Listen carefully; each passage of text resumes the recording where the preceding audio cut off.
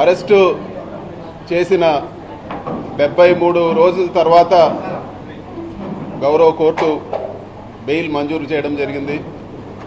దాదాపు 2.5 నెలలు ఒక ఖైదీగా ఉండాల్సిన పరిస్థితి వచ్చిందని చెప్పి కూడా మీకు అందరు కూడా నేను తెలియజేస్తా ఉన్నాను. గౌరవ కోర్టు పెట్టిన ఆంక్షల మేరకు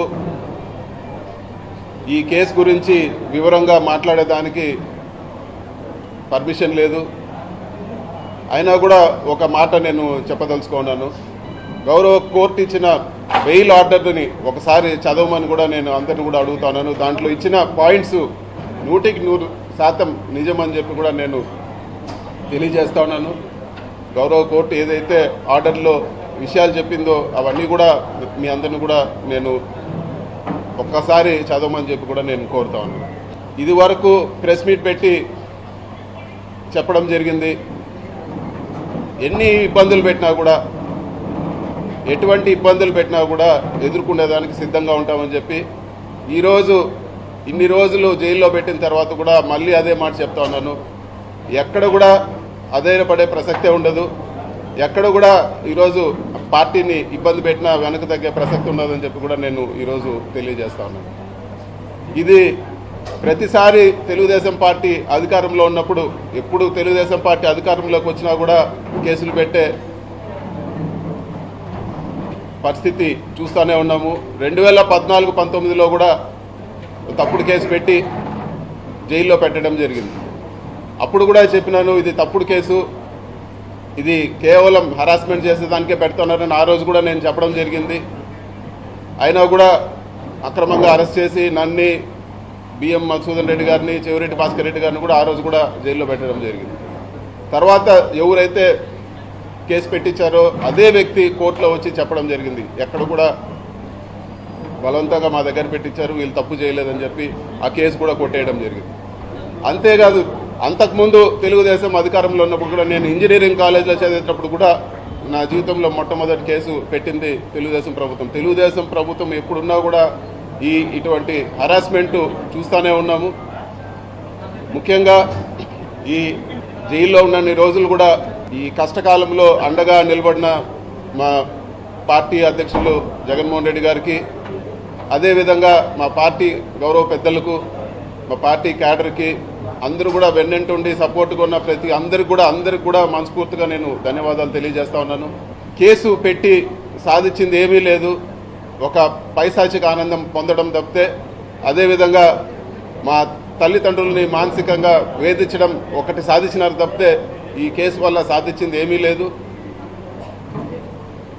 కోర్టు నుంచి వెసులుబాటు పొందిన తర్వాత కేసు వివరాలన్నీ కూడా వివరంగా మరొకసారి నేను మాట్లాడతానని చెప్పి కూడా మీకు అందరికి కూడా తెలియజేస్తా ఉన్నాను.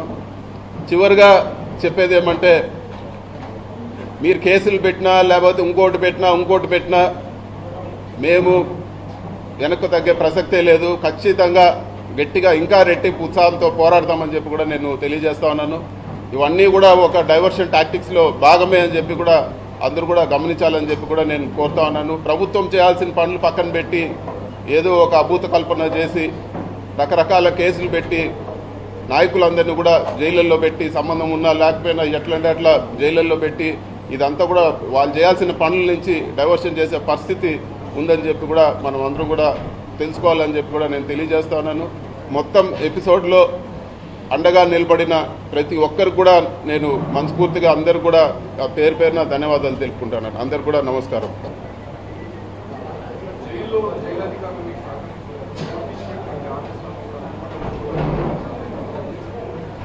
మరి ముఖ్యంగా జైల్లో ఎటువంటి పరిస్థితుల్లో పెట్టారంటే, ఒక టెర్రరిస్టో తీవ్రవాదిని జైల్లో పెట్టిన పరిస్థితి ఉండింది నాకు. నేను ఉన్నన్ని రోజులు కూడా ఒక పూర్తి బ్లాక్లో వేరే ఒక మనిషితో మాట్లాడే పరిస్థితి ఉండదు. కేవలం ఎప్పుడైనా ములాఖాతులు, వారానికి వచ్చిన ములాఖాతులు, లేకపోతే ఇంటికి 3 ఫోన్ కాల్ చేసుకోవచ్చు. ఆ 3 ఫోన్ కాల్ తప్పితే ఇంకొక మనిషితో మాట్లాడే పరిస్థితి కూడా ఉండేది కాదు. మొత్తం సీసీ కెమెరా నిఘా, ఎవరు చూస్తూ ఉన్నారో ఆ సీసీ కెమెరాల్లో తెలియదు. విజయవాడలో కూడా ఆ సీసీ కెమెరాలో చూడగలుగుతారని చెప్పేవాళ్ళు. అధికారులు కూడా నాతో మాట్లాడేదానికి భయపడేవాళ్ళు. అసలు ఎవరు కూడా దగ్గరకు వచ్చే పరిస్థితి లేదు. ఒక దారుణమైన పరిస్థితిలో జైల్లో పెట్టడం జరిగింది. ఒక ఏదో టెర్రరిస్టు పక్కన వాళ్ళతో మాట్లాడితే ఏదన్నా ఇబ్బంది వస్తుందనే పరిస్థితులు అక్కడ కల్పించడం జరిగింది. కానీ ఇవన్నీ కూడా ధైర్యంగా ఎదుర్కోవాలని డిసైడ్ అయినాం కాబట్టి ఇవన్నీ కూడా ఏకోసారి కూడా పట్టించుకున్న పరిస్థితి లేదు.